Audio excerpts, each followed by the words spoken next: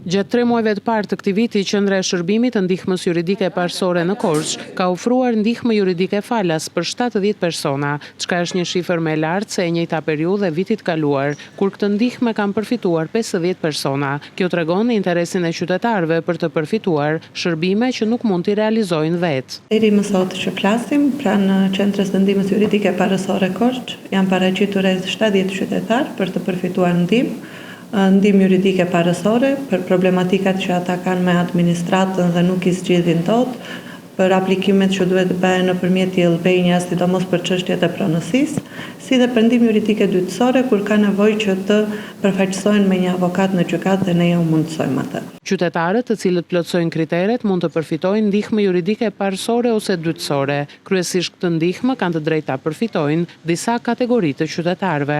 Qytetarët që përfitojnë ndihmë juridike duhet të plotësojnë disa kritere. Janë personat të cilët përfitojnë nga skema sociale, personat që përfitojnë nga aftësia e kufizuar, viktimat e dhunës në familje, të miturit në konflikt me ligjin, personat të cilët mund të jenë me një vendim diskriminimi dhe pjesa tjetër është e pamundësisë ekonomike, të cilët në rastet kur duhet që të paraqiten në gjykatë dhe të përfaqësohen me një avokat, duhet të plotësojnë disa kritere që vërtetojnë pamundësinë e tyre ekonomike dhe e përfitojnë ndihmën juridike dytësore. Kjo zyre, e cila varet nga Ministria e Drejtësisë, është çelur në dhjetor të vitit 2022. Nga viti në vit, interesimi i qytetarëve ka qenë në rritje për të përfituar ndihmë juridike falas.